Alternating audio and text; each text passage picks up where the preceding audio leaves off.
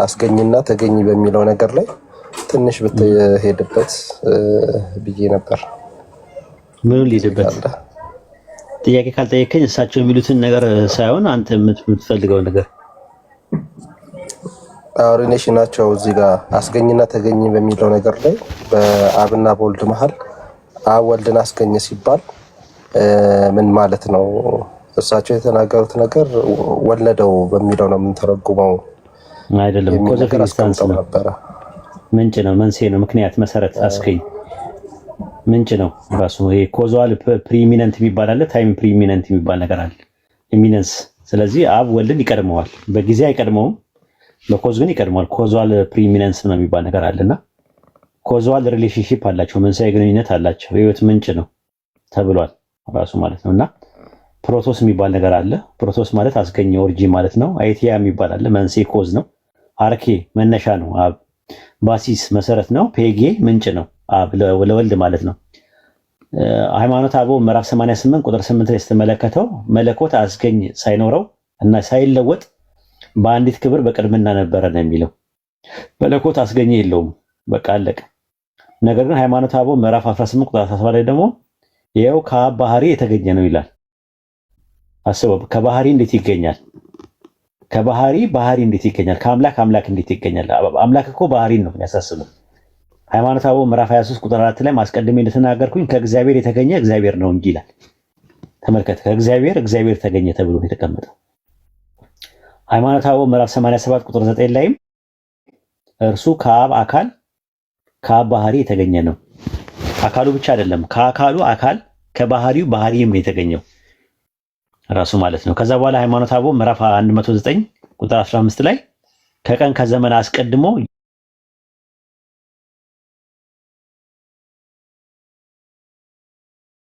ያለ ተፈልጦ ከአብ አካል ዘእም አካል ባህሪ ዘእም ባህሪ የተገኘ ነው። ከአካልን አካሉ ወስዶ ከባህሪ ባህሪን ወስዶ ነው። ከባህሪ ባህሪ እንዴት ይገኛል? እኛ ጥያቄያችን ራሱ ምንለው ማለት ነው። ደግሞ የሚገርመው ነገር ደግሞ ሃይማኖተ አበው ምዕራፍ 19 ቁጥር 3 ላይ ከእውነተኛ የባህሪ አባት የተገኘ እውነተኛ የባህሪ ልጅ ይላል። ማለት ከባህሪ እንዴት ይገኛል? ራሱ ባህሪ ባህሪን እንዴት ያስገኛል? አንድ ባህሪ አይደለም ወይ ያለው ራሱ። ሃይማኖተ አበው ምዕራፍ 99 ቁጥር 6 ላይ እኛም አብ እንዳልተወለደ አስገኝ እንደሌለው ፈጽመን እናምናለን እናስተምራለን። አባትነቱ አይፈለስም አይለወጥም፣ ከማንም አልተወለደም፣ ለመገኘቱ ምክንያትም ማንም የለም ይላል። የሆነ ማንም የለም ራሱ ማለት ነው። እንዲህ አይነት ነገር ነው እንትና ሃይማኖተ አበው ምዕራፍ 6 ቁጥር 2 ላይ እንደዛ ነው የሚናገረው። በእግዚአብሔር አብ እናምናለን በባህሪው አስገኝ የሌለው። ስለዚህ ኮዝ ካለው በቃ አለቀ፣ ምንጭ ነው ራሱ። ኮዝ ኦፍ ኤግዚስታንስ ነው፣ ለኤግዚስታንሱ መገኘት ምክንያት የሆነው ማለት ነው። ማለት ምክንያት የሆነው ማለት ነው። እንትናም እንደዛ ነው የሚናገረው። የወልድ ህይወት የተገኘው ከአብ ነው ብሎ ነው የሚያስተምረው። ማን ነው ጥራልኝ? ይሄ ማን ነው? ሂላሪ ኦፍ ፓሪተርስ የሚባለው እንደዛ ነው የሚያስተምረው። ምን ይላል መሰለህ? ስማው፣ እሱ ጋር ኦን ዘ ትሪኒቲ የሚለው መጽሐፍ ላይ ነው። መጽሐፍ 6 ቁጥር 12 ላይ ይላል ኢት አሰርት ዛት ባይ ሂዝ በርዝ ሂ ዋዝ ዋት ሂ ኢዝ። ገብቶሃል? በልደቱ ማለት ነው። as he is so was he was born ይልና ዛት his birth was the gift of the existence of life አለ። በስጦታ ያገኘው ነው ራሱ gift of the existence life ይላል። ራሱ ሰጠው ይላል፣ ህይወትን ሰጠው የሚለው ነገር ሲተረጉሙ ማለት ነው። ከዛ በኋላ ቁጥር 12 ላይ ምን ይላል? God because he is God አምላክ ነው በምክንያት he is unchangeable ይላል፣ የማይቀየር ነው አለ። the unchangeable God begotten God ይሄ የማይቀያየረው አምላክን ወለደ ይላል። ኦን ዘ ትሪኒቲ ማለት ነው። ከዛ በኋላ የምን መቀዳደም አለባቸው?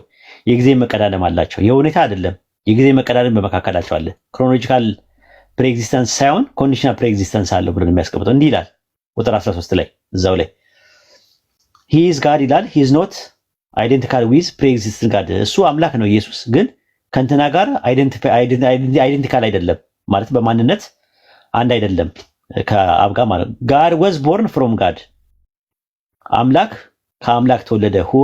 who existed before him ከሱ በፊት ከነበረው አምላክ ተገኘ። ታምናለህ? ይሄንን ታምናላችሁ ወይ? ይሄንን አምላክ ተመልከቱ ራሱ ማለት ነው። አምላክ የተገኘው pre-existence God was born from God who existed before him አምላክ የተገኘው ከሱ በፊት ከነበረ አምላክ ተገኝቷል። ከታይም በፊት ከፍጥረት በፊት ብለው ነው የሚያምኑት። ይህ ተመልከት ደግሞ ቁጥር 11 ላይ መጽሐፍ 2 ቁጥር 11 ላይ ምን አለ? ዘሰን ድራው ሂዝ ላይፍ ፍሮም ዛት ፋዘር ይላል። ከአብ ነው ህይወቱን ያገኘው ከአብ ነው ብሎ ይናገራል። ስለዚህ ወልድ ራሱ ቀለል ያለ ጥያቄ ሲጠይቃቸው ወልድ ከአብ የተወለደው በፈቃዱ ነው ያለ ፈቃዱ ነው ብለህ ጠይቃቸው። እየሰማኝ ነው?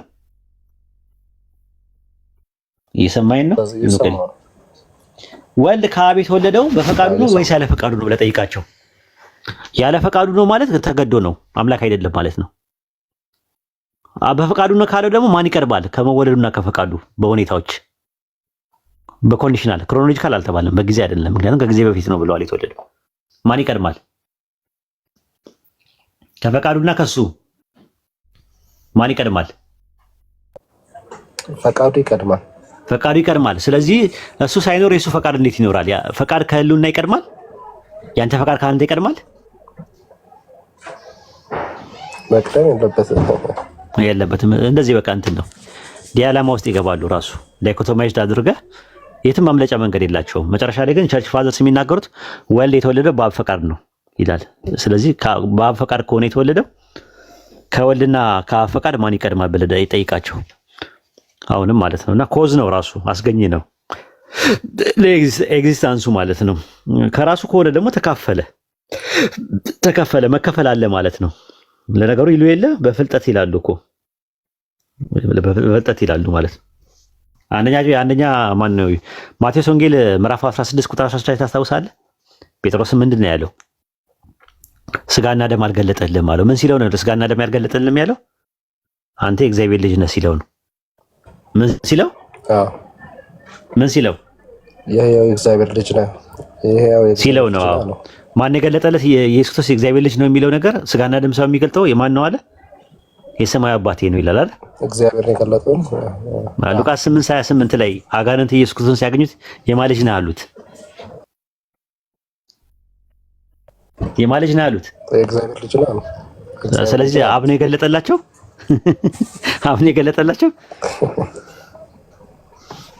አይደለም። አብ ነው ወይ የገለጠላቸው?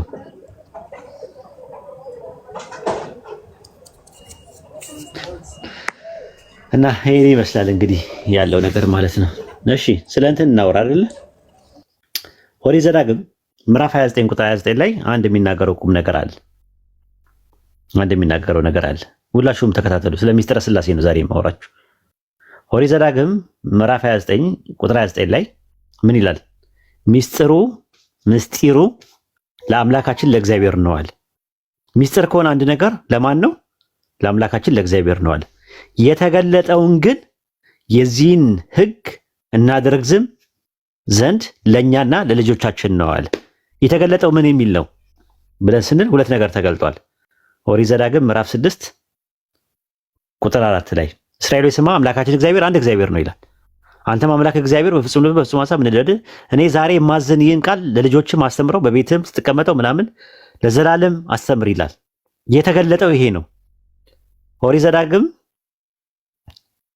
ምዕራፍ 4 ላይ ስትመለከቱት ቁጥር 39 ላይ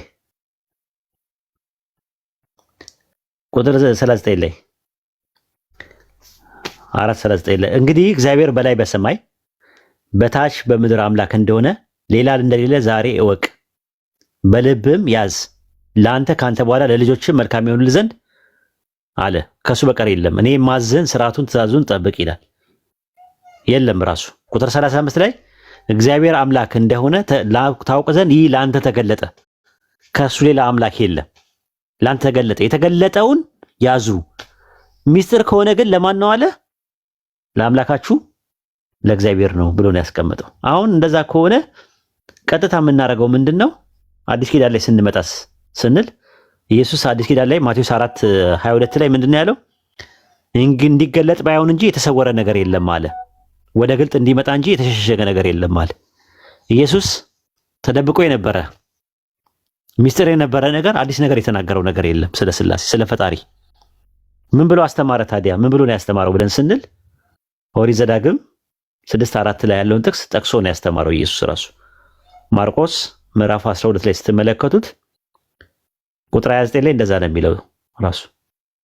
ከጸሐፍቶቹም አንዱ ቀርቦ ሲከራከረው ሰማና መልካም አድርጎ እንደመለሰለት አስተውሎ ከሁሉ ፊተኛው ትእዛዝ ማናት ብሎ ጠየቀው። ኢየሱስም ከትእዛዛት ሁሉ ፊተኛይቱ እስራኤል ስማ ጌታ አምላካችን አንድ ጌታ ነው ካለ በኋላ መጨረሻ ላይ ምን አለው? 32 ላይ ተግባቡ። ጸሐፊው መልካም ነው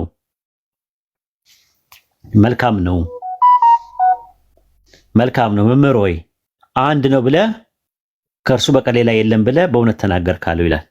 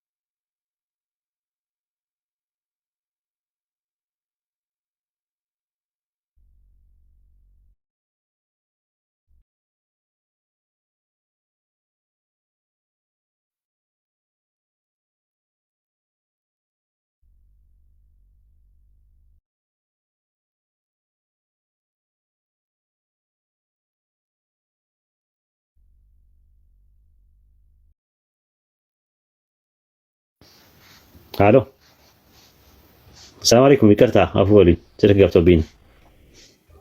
ወአለይኩም ሰላም ኡስታዝ። ስልክ ገብቶብኝ ነው፣ አፉ በሉኝ። አትቆጡኝ። ቁጣው ምን አመጣው?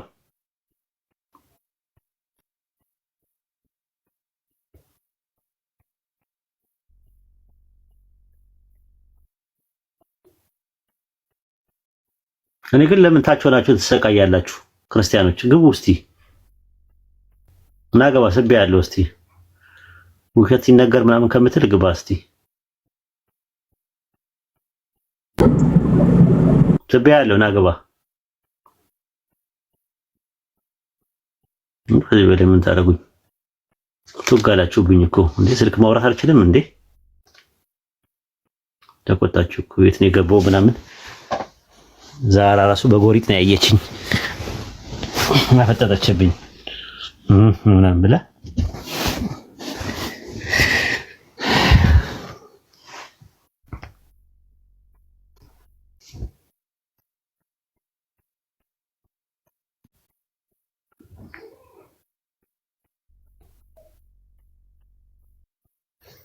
ኦኬ። አይወጣ እዚህ ጋር እንላይ ብዙ ቆየን ሳናስበው።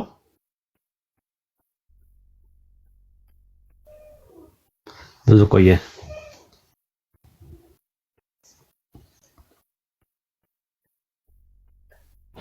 ጨርሻለሁ። በቃ ፈልገውን ነገር አውርቻለሁ።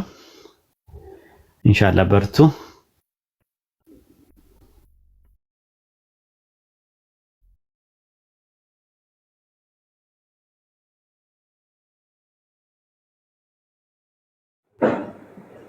ኢየሩሳሌም መታለች።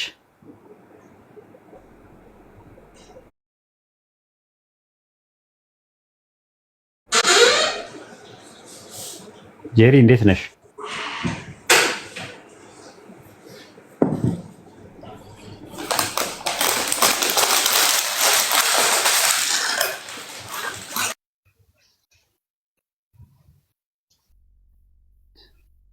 ላይፍ ኢዝ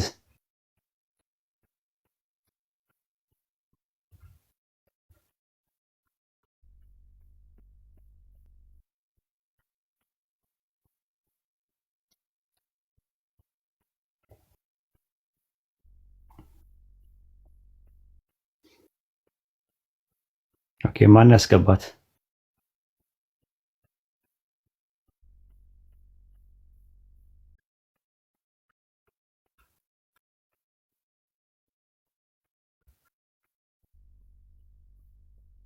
ኦኬ እስቲ ከጃ ጋር ላውራና ትንሽ ልውጣ ማለት ነው። ጃ ሰላም አለይኩም ወራህመቱላሂ ወበረካቱ። ወአለይኩም ሰላም። ሰላም ነው። እንዴት ነህ? አለን አልሐምዱሊላህ። ሚስጥረ ስላሴ ነው የሚባለው ሚስጢረ ነው የሚባለው? እኔ እንጃ። እኔ አማኝ ስላልነበርኩ እሱን እንጃ። ሚስጢረ ስላሴ ነው የሚባለው ሚስጥረ ስላሴ ነው የሚባለው? ጢና የሚመስለኝ ምንድን ነው የሚባለው? ሚስጢራ መሰለኝ የሚባለው ሚስጥር ነው የሚባለው ምስጢር ነው የሚባለው? ምስጢር እስቲ ምስጢር በል። ምስጢር ትክክለኛው እሱ ነው። ብዙ አያወራም። ምስጢር ልጻፍላችሁ። ትክክለኛው ይሄኛው ነው። ብዙ ሰው ይሸወዳል። ምስጢር ታያችኋል። ምስጢር ተሳስታችኋል። እሳቱ ሰን ያደረጋችሁት ንጉስ ሳርጉት። ምስጢር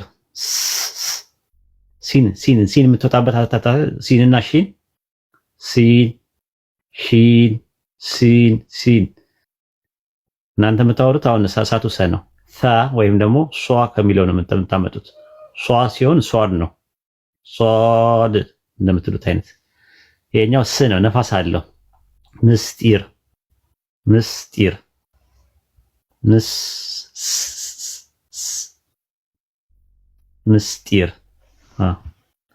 ጢር ጠና ይለያያል።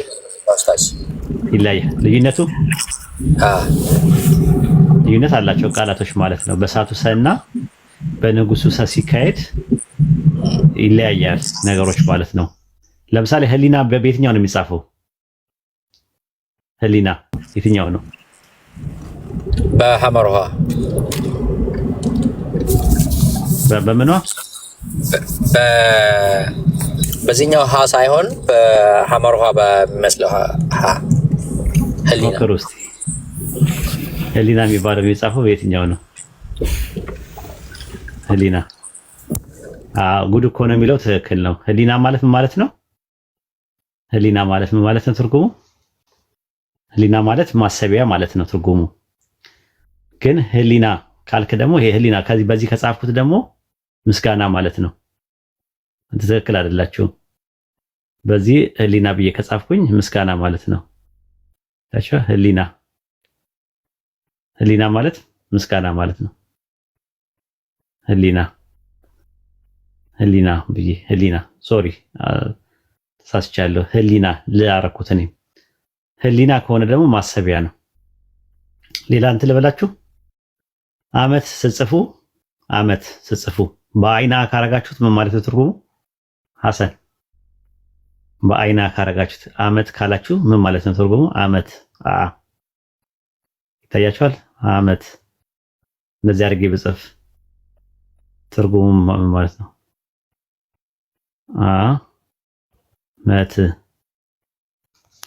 አመት ጊዜ ማለት ነው አይደለ? ጊዜ ማለት ነው። በአሊፍ ወይም ደግሞ በአሊፍ በግዕዝ ላይ ስንጽፍ አመት ካረኩት ሴት ባሪያ ማለት ነው። ገረድ ማለት ነው ትርጉሙ። ስለዚህ እንደዛ ነው። አመት ስትሉ አመት ማለት ገረድ ማለት ነው። በአረብኛ አመቱላህ እንደሚባለው ማለት ነው። እሺ ልጀምር?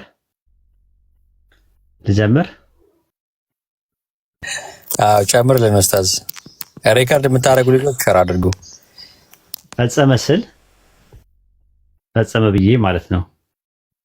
ፈጸመ ብዬ ስጽፍ ፈጸመ በጸሎቱ ስጽፍ ፈጸመ ማለት ምን ማለት ነው ትርጉሙ? ጨረሰ ማለት ነው። ተሳስታችሁ ግን ያው ዲኔ ምናምን የሚባለው ልጅ እንደጻፈው አይነት ከሆነ ደግሞ እንደጻፈው ፈጸመ ብሎ ከጻፍኩኝ ነጨ ማለት ነው። ይሄ ስጽፉ ይታያችኋል። ይጻፍኩላችሁ ፈጸመ። በዛኛው ከሆነ ነጨ ማለት ነው። እሺ ብዙ ሰው ስማቸው ብሩክ ነው። ብሩክ የሚባል ስም የለም። ቡሩክ ነው። ቡሩክ ከሆነ የተባረከ ነው። ብሩክ ካላችሁት ግን የተንበረከከ ወይም የተረገመ ማለት ነው ትርጉም። ብዙ ሰዎች ስማቸው ብሩክ ነው። ብሩክ የሚባል ስም አታውቁ? የተሳሳተ ነው። እሺ ሌላ አንድ ልስጣችሁና ይበቃቸዋል። እሺ ምን ማለት ነው ይሄ በዓል ማለት ምን ማለት ነው? በዓል ማለት ይሄ የጻፍኩት በዓል ምን ማለት ነው? ምን ማለት ነው በዓል? አዎ ኢብኑ ኢስላም ምን ማለት ነው? እሱ አሁን የጻፍከው በዓል ጣዖት መሰለኝ። ወንደርፉል ወንደርፉል። ኦኬ ይሄኛውሳ ይሄኛው በዓል ይሄሳ ይሄስ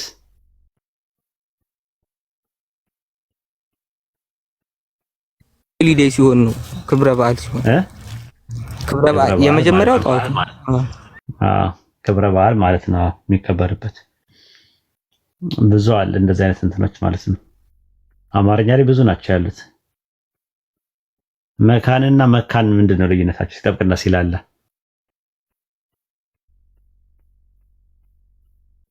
ቻል ይሄኛው መቻል ነው። ይሄኛው ደግሞ የማትወልድ ሴት ማለት ነው። መካን ሲላላ አንድ ነገር የተካነ መሆን መሰለኝ። መካን እኔ አሁን በዚህ ነገር አይደለም። መካን በአረብኛ ዘርፉል መካን የሚባል ዘርፉል ዘመን የሚባል አለ። መካን ቦታ ይወንደር መካነ መቃብር ማለት ነው። መካነ መቃብር በግዕዝ የመቃብር ቦታ ማለት ነው። መካን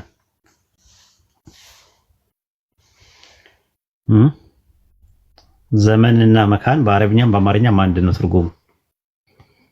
ዘመን ማለት በአረብኛ እና በአማርኛ በግዕዝ ጊዜ ማለት ነው። መካን ማለት ደግሞ በግዕዝም በአረብኛም ቦታ ማለት ነው። ሰረቀ ታውቃላችሁ? ሰረቀ ማለት ምን ማለት ነው? ሰረቀ ማለት ምን ማለት ነው?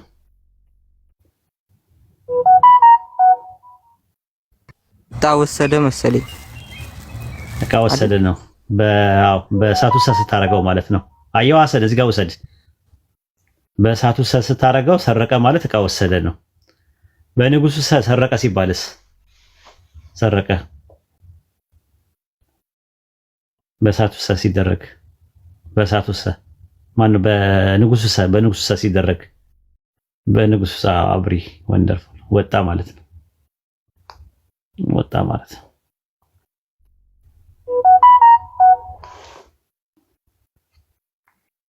የአማርኛ ክፍለ ጊዜ ትፈልጋላችሁ እንዴ? አሰን ፈተና አለው እንዴ ኡስታዝ? አዎ ይላሉ እነሱ አያፍሩም እኮ ይላልኩ።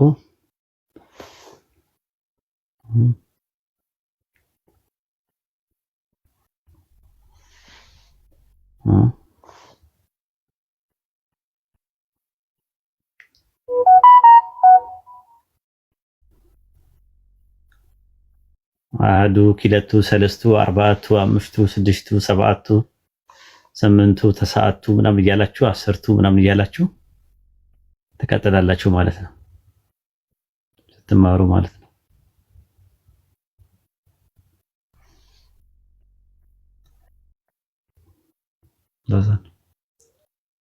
እኔ እኮ በደንብ አስተምራችሁ ነበር እዚህ የመጣው ሐሰን 500,000 ካስገባችሁኝ ይመጣሉ። 500,000 ካስገባችሁኝ ቶሎ እመጣለሁ። ሐሰን ታስገቡኛላችሁ? ጸባይን ላሳምር። የኛን እያነሳችሁ ወደ ኡስታዝ አድርጉ። የኛን ወስዳችሁ ወደ ኡስታዝ ጨምሩ። እንደዛ ካልሆነ እንዴት እንሙላ ኡስታዝ? ኧረ እኔ ምንም አያደርግልኝም፣ ይበቃኛል ይቆጥ። አይ ግን አንድ መስፈርት አለ ኡስታዝ። አንድ ቀን እስኪ ቤትን ክፈትልንና ከልጆች ጋር ተወያይተን እናስገባለን። ችግር የለውም። አንተ ትከፍትልናለህ፣ በቃ ወደ ስራ ትሄዳለህ። ከዛስ ምንድነው ጥቅሙ? ከዛ የራሳችንን ቻሌንጅ እናደርጋለን። ከዛ በኋላ እስከዛ ያው እስካሁን የተወሰነ ልምድም ስላለን ማለት ነው። እውነትን ከሆነ ኧረ እኔ የሚፈልገው ሰው ካለ እንደውም ይሄን ከአካውንት ተሰጠዋለሁ። እኔ ጀምራለሁ። ከዛ ያንተን አካውንት ይዤ ደግሞ እንደገና ሌላ ጀምራለሁ።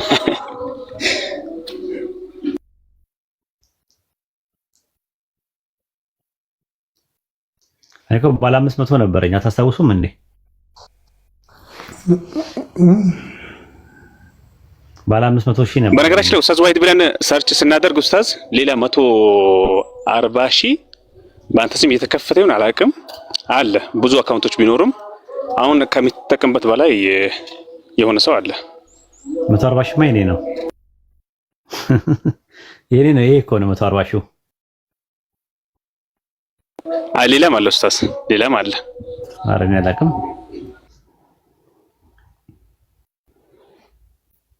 እኔ አላውቅም፣ አልሰማሁም።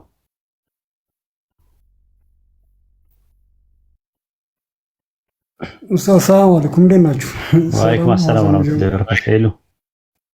ወይ ሰላም ነው? አልሐምዱሊላህ። አንተ ደህና ነህ? ደህና ነኝ ኡስታዝ።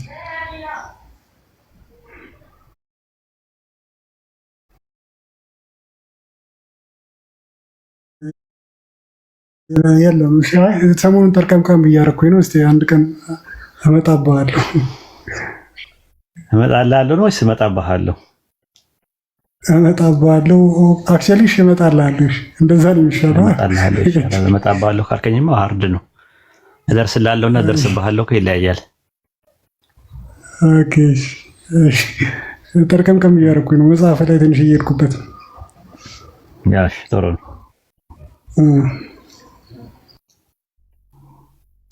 ስታፋጥጠኝ አንስቼ አፈርጥሃለሁ። ማን ይለቃሃል?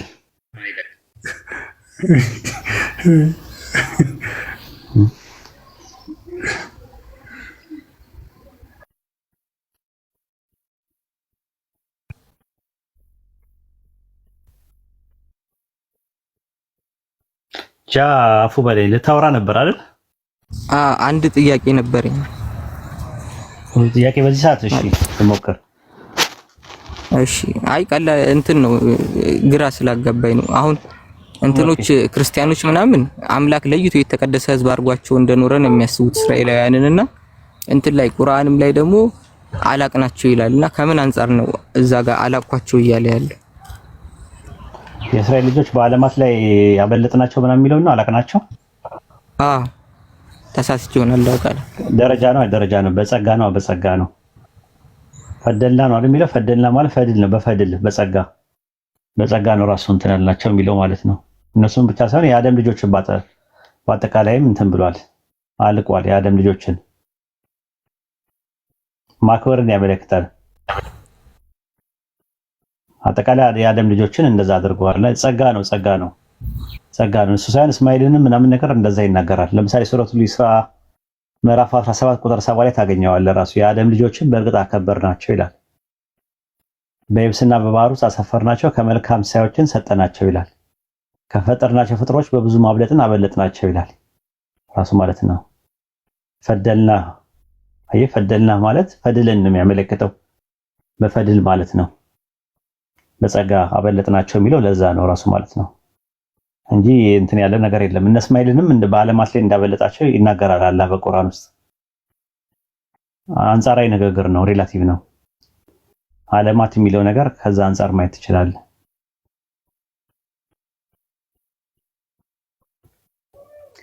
አበለጥናቸው ይለማል።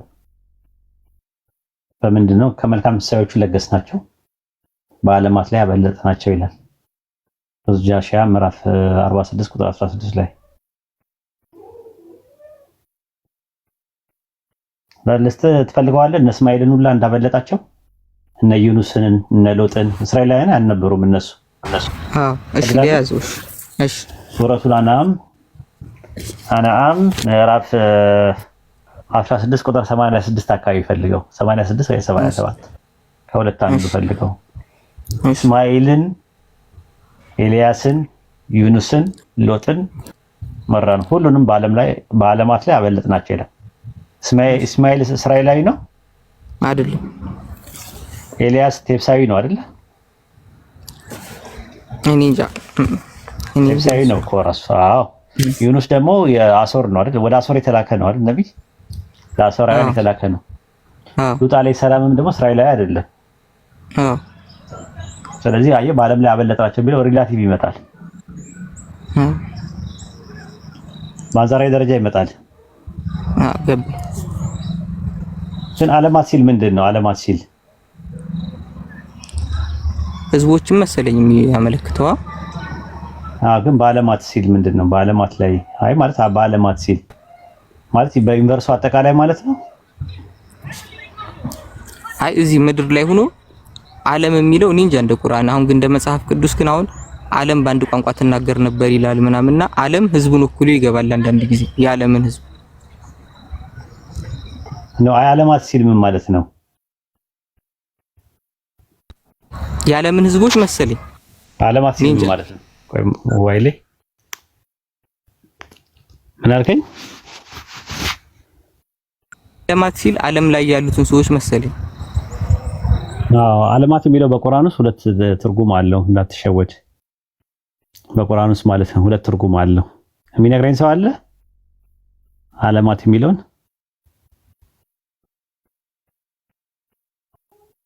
ዓለማት የሚል ሁለት ትርጉም አለው። አጠቃላይ ፍጥረታትን በአጠቃላይ ዓለማት የሚል አለ። ለምሳሌ በቁርአን ላይ ምንድን ነው የሚለው? የዓለማቱ ጌታ ነው ሲባል አላህ የዓለማቱ ጌታ ነው ሲል እዛ ጋር የሚያመለክተው ዓለማት የሚለው ቃል ምን ነው የሚያመለክተው ብለህ ከተጠየቅ ፍጥረታትን በአጠቃላይ ነው። ረቢል ዓለሚን ስትል ለምሳሌ ብዙ ቦታ ላይ አለ። በሱረቱል ቀለም ምዕራፍ 68 ቁጥር 52 ላይ፣ በሱረቱ ሷድ ምዕራፍ 38 ቁጥር 87 ላይ ብዙ ቦታ ላይ አለ። ዓለማት የሚለው ቃል በቁርአን ሰፊና ጠባብ ትርጉም አለው ተብሎ ነው። በሰፊ ትርጉሙ የዓለማቱ ጌታ በሚል ከመጣ አጽናፈ ዓለምን ነው የሚያመለክተው። የዓለማቱ ጌታ ዓለማት በጠባብ ትርጉም ከመጣ ደግሞ መላው የሰው ዘርን ሊያመለክት ይችላል። ለምሳሌ ሱረቱ አንከቡት ምዕራፍ 29 ቁጥር 100 ቁጥር 10 ላይ ታገኘዋለህ። አላህ በዓለማት ልብ ውስጥ ያለውን ሁሉ አዋቂ አይደለምን ይላል። አሁን ዓለማት የሚለው የሰው ዘሮችም እንደሚያጠቃምመው ልቦች ስለሚል እዚህ ጋር በተጨማሪ ደግሞ በጠባብ ትርጉሙ መላ የሰው ዘርን ለማመልከት ይመጣል። ለምሳሌ ሱረቱ በቀራ ምዕራፍ 2 ቁጥር 47 ላይ በዓለማት ላይ ያበለጥናቸው የእስራኤል ልጆች የሚለው ነገር ማለት ነው። ረሱል ሰለላሁ ዐለይሂ ወሰለም ለዓለማት ነው የተላኩት ሲል ይህንንም አጠቃላይ ለሰው ዘር ነው በአጠቃላይ የተላኩት ረሱል ሰለላሁ ዐለይሂ ወሰለም ያንን እንደማመልከት ይመጣል ራሱ ማለት ነው። እነዚህ መልኩ ማየት ይችላል። ለዓለማት ትዝነት እንጂ አላክንህም እንጂ የሚለው ረሱል ሰለላሁ ዐለይሂ ወሰለም የተላኩት አጠቃላይ ለሰው ዘር መሆኑን ያመለክታል ማለት ነው። ረሱል ሰለላሁ ዐለይሂ ወሰለም ለዓለም ነው የተላኩ የሚል ጥቅስ ስንት ጥቅስ አለ ቁርአን ላይ? ለሰው ሁሉ ተልኳል የሚል ስንት ጥቅስ ነው ያለው? የሚነግረኝ ሰው አለ? ገስት ላይ ካላችሁት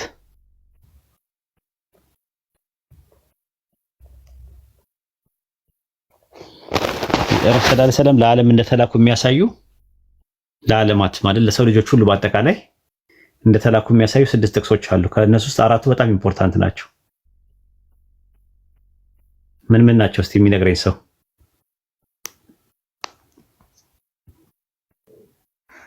ረሱል ለዓለማት እንደተላኩ እኔ ሁለት አስታውሳለሁ። አንድ ከፋተን ሊናስ የሚለው፣ አንድ ደግሞ ወማ አርሰልናከ ኢላ ረሕመተን ሊልዓለሚን የሚለው እሱን አስታውሳለሁ። ሰለላሁ ዐለይሂ ወሰለም ለዓለማት መላካቸውን የሚያሳዩ ጥቅስ አምጡ።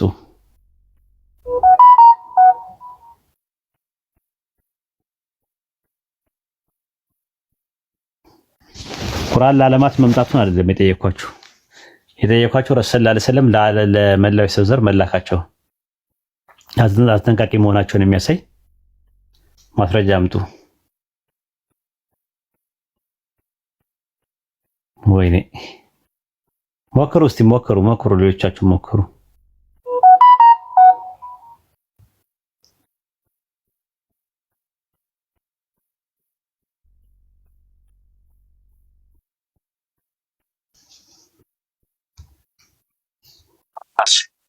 እንደ ሱረቱል ኢስራ ላይ 105 ሱረቱል ኢስራ ምን ይላል?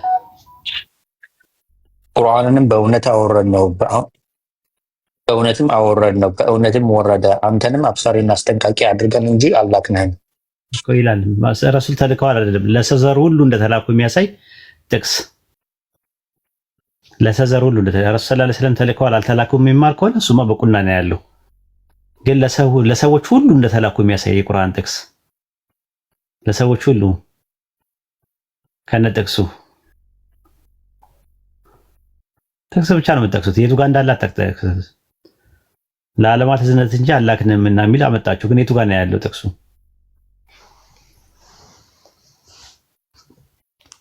የቱ ጋር ነው ያለው?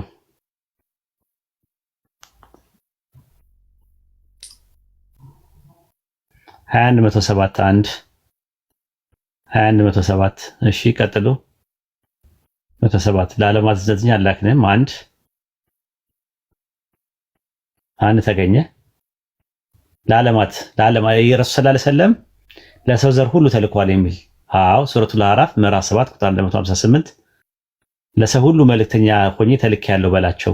ማሻአላ እሺ 158 ሱረቱል አዕራፍ ምዕራፍ 7 ቁጥር 158 ሌላ ሱረቱ ሰብ ምዕራፍ 34 ቁጥር 28 ማሻአላ ለሰው ሁሉ መልእክተኛ ሆነን ላክነ። ማሻአላ ቁጥር 28 34 28 እሺ ሌላስ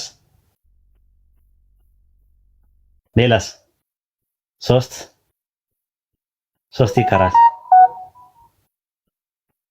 ሶስት ልጠቁማችሁ፣ ትንሽ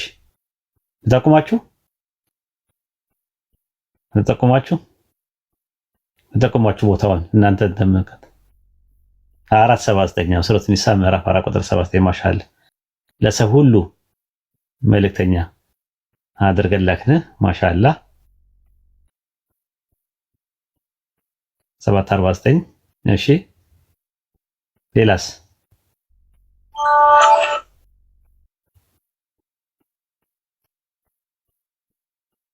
እሺ 25 ለዓለማት አስጠንቃቂ አምጡ።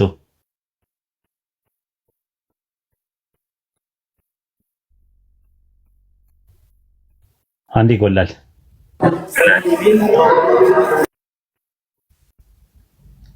ይጎላል። ቦታውን ልጠቁማችሁ። ሱረቱ አንዓም ምዕራፍ 6 አንዓም 6 ምዕራፍ 6 ጠቁሚያቸዋለሁ። ቁጥር ምዕራፍ 6 ቁጥር ስንት? ይህ ቁርአን እናንተና የደረሰውን ሰው ሁሉ እንዳስጠነቀቀበት ወደ እኔ ተወረደ የሚል ይሄን ያሰጠቻችሁ እናንተንና የደረሰውን ሰው ሁሉ ላስጠነቀቀበት። ምዕራፍ 6 ቁጥር ስንት? 10 ቤት 10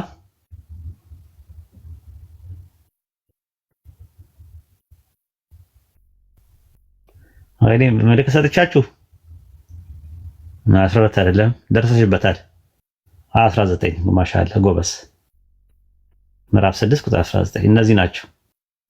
እነዚህ ጥቅሶች የያዟቸው ሱረቱ አንቢያ ምዕራፍ 21 ቁጥር 107፣ ሱረቱ አዕራፍ ምዕራፍ 7 ቁጥር 158፣ ሱረቱ ሰብእ ምዕራፍ 34 ቁጥር 28፣ ሱረቱ ኒሳ ምዕራፍ 4 ቁጥር 79፣ ሱረቱ ፉርቃን ምዕራፍ 25 ቁጥር 1 እና ሱረቱ አንዓም ምዕራፍ 6 ቁጥር 19 ላይ እነዚህ እንዳትረሷቸው። ቀላል ነው ማለት ነው። ሌላ ጥያቄ ጠይቃችሁ እዚሁ ላይ ምናልባት እንትን ማለት ነው። ቁርአን ለመካ ነው የወረደው ለመካ ነው እንትን ያለው ምናምን ብለው አንዳንድ ሰዎች ሱረቱ ለሹራ ምዕራፍ 42 ቁጥር 7 ላይ የከተሞች እናትና በዙሪያ ያሉትን ሰዎች ልታስጠነቅቅ ይላል። በዙሪያ ያሉት ሰዎች የተባሉት እነማን ናቸው? በዙሪያ ያሉ ሰዎች የተባሉት እነማን ናቸው? መን አውለሃ ሚለው መን አውለሃ በዙሪያ ያሉት የተባሉት አጠቃላይ ሰው ዘርድ ነው። ማስረጃ አምጡ፣ ግራማቲካሊ አምጡ። እንደዛ ለማሳየት መካንና በዙሪያ ያሉት የተባሉ አጠቃላይ ስለመሆናቸው ሰዓት ሄደብኝ፣ ለኔ ሰዓት ሄደብኝ። ሜቢ መካ ሴንተር ከመሆኑ አንፃር ኡስታዝ ሴንተር ከመሆኑ አንፃር ግን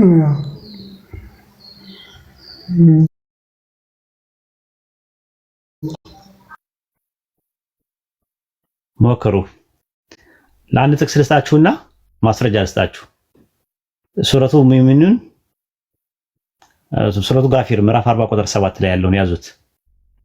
ሁልጊዜ እነዚያ አርሽን የሚሸከሙትና እነዚያ በዙሪያ ያሉ መላእክቶች ይላቸዋል። በዙሪያ ያሉ ማለት በቃ አጠቃላይ ሁሉንም መላእክቶችን ነው የሚያመለክተው። ልክ እንደዛው ማለት ነው። እሺ ጥቅሱን እንዳትረሱ ራሱ ማለት ነው። የከተሞች እናትና በዙሪያ ያሉትን ሰዎች ሲል በዙሪያ ያሉትን ሰዎች ማለት በቃ አጠቃላይ ማለት ልክ እንደዚህ እንደተባለው ማለት ነው። ሱረቱ ጋፊር ምዕራፍ 40 ቁጥር 7 ላይ አርሽን የሚሸከሙት እና ይላል አርሽን የሚሸከሙት መላእክቶች ማለት ነው ኪሩቤሉን የሚባሉት። ከዛ እነዚያ በዙሪያ ያሉት ይላል። በዙሪያ ያሉት የተባሉት አጠቃላይ መላእክትን ልክ እንደዛው ማለት ነው። የከተሞች እናት መካና በዙሪያ ያሉት ማለት አጠቃላይ ሰው ዘር በዙሪያ ያሉት ማለት ነው። ዶክተር እነሱ የሚያስቡት በዙሪያ ያሉት ማለት እዛው አካባቢ ሳውዲ አረቢያ ያሉት ምናምን ብለው ነው የሚያስቡት። ስለዚህ ሱረቱ ጋፊር ምዕራፍ 40 ቁጥር 7 ላይ ያሉትን አትርሱ። እነዚያ አርሽን የሚሸከሙትና በዙሪያ ያሉት ሲባል በዙሪያ ያሉት ሲባል እዛው አካባቢ ላይ ማለት ነው ወይስ አጠቃላይ መላእክትን ነው የሚያመለክተው? ጀስቲስ አጠቃላይ ነው። አጠቃላይ መላእክትን ነው የሚያመለክተው በዙሪያ ያሉት ሲባል አጠቃላይ መላእክትን ያመለክታል። አዎ ይሄን አጠቃላይ መላእክትን ያመለክታል። አዎ ልክ እንደዚህ ማለት ነው። በዙሪያ ያሉትን ደግሞ ሲል ደግሞ የከተሞች እናት እና በዙሪያ ያሉትን ሰዎች ሲባል አጠቃላይ በመካ ዙሪያ ያሉትን አጠቃላይ በዓለም አቀፍ ቂብላ የምናደርገው ሁላችንን ሊያስጠነቅቅ ነው ቁርአን የወረደው ማለት ነው። እንደውም ጭራሹን ሱረቱ ሹራ ምዕራፍ 40 ቁጥር 7 ላይ ቁርአን ለዓለማት መውረዱን የሚያሳይ ነገር ነው እና እንደዛ ብላችሁ መያዝ ትችላላችሁ። ጥቅሱ ይጠቅማቸዋል። ያዙት። እነዚህ ስድስቱን ጥቅሶች ማለት ነው። ምንድን ነው ያልኳችሁ? እስቲ የሚነግረኝ ሰው አለ በቃሉ የያዘ ጥቅስ ምንድን ነው ያልኳችሁ የሚነግረኝ? ረሱል ሰለላሁ ዐለይሂ ወሰለም ለዓለም መላካቸው የሚያሳዩ 6 ጥቅሶች አልኳችሁ። ምንድን ናቸው?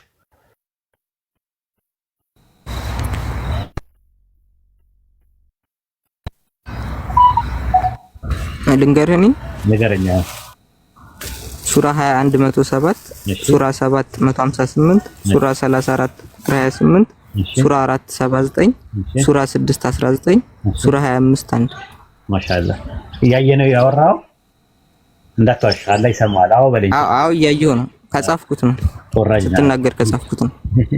በቃል እኔ በቃላችሁ ነው የፈለኩት። ውይይት ላይ እንትን ስትሉ እንትን እንድትሉ በቃሉ የሚነግረኝ አለ። ሱረቱ አንቢያ ምዕራፍ 21 ቁጥር 107 ሱረቱ አዕራፍ ምዕራፍ 7 ቁጥር 158 ሱረቱ ሰም ምዕራፍ 34 ቁጥር 28 ሱረቱ ኒሳ ምዕራፍ 4 ቁጥር 79 ሱረቱ ፉርቃን ምዕራፍ 25 ቁጥር 1 ሱረቱ አና ምዕራፍ 6 ቁጥር 19 ትር ማድረግ የሚችል እስቲ የሚሞክር ትር የሚያደርግ መጽሐፉማ ጎበዝ ነው ማሻአላ። ግን እኔ ደግሞ የምፈልገው በቃላችሁ እንድትይዙ ነው የምፈልገው። እሺ የቤት ስራ ልስጣችሁና እንትን ትላላችሁ የሚቀጥለው ታመጣላችሁ ማለት ነው። በቃላችሁ ይዛችሁ ነው የምትመጡት። ኢሳ ኢብኑ መርየም አለይሂ ሰላም በምድራዊ ቆይታው አላህ ጌታዬ ጌታችሁ ነውና አምልኩት ያለበት አራት ጥቅሶች ይዛችሁ ነው። አራት ጥቅሶች በቁርአን ውስጥ ያለበትን አላህ ኢሳ አለ ብሎ የነገረን አራት ጥቅሶች አሉ። ቦታውን ዝም ብዬ ልንገራችሁ። ከዛ በኋላ እናንተ አውጡና ተዘጋጁ። ሱረቱ አሊ ኢምራን ምዕራፍ 3 ላይ ፈልጉት የመጀመሪያውን። ከዛ ሁለተኛው ደግሞ ሱረቱ ኒሳ ሱረቱ ማይዳ ምዕራፍ 5 ላይ ፈልጉት። ሁለት ያለ ሱረቱ ማይዳ ምዕራፍ እንት ላይ። ከዛ ደግሞ ሱረቱ ዙሩፍ ላይ አለ። ከዛ ደግሞ ሱረቱ ለሐቃ ምዕራፍ 61 ላይ አለ። ማነው ሱረቱ መርየም ምዕራፍ 19 ላይ አለላችሁ። አራት ቦታ አለ። እሱን ፈልጋችሁ ታመጣላችሁ ኢንሻአላህ። ፈልጋችሁ ማለት ነው። የቤት ስራ ነው ኢንሻአላህ። ሽልማት አለው። ምሽልማችሁ አሁን ደግሞ እንትን አይደለም መጽሐፍ አይደለም ምሽልማችሁ ሌላ ነገር ነው። እሺ እንለያይ እዚህ ጋር። ወሰላሙ አለይኩም።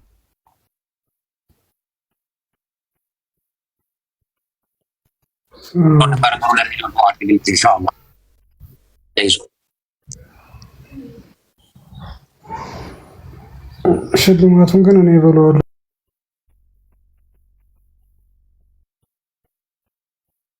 አትወልዱም?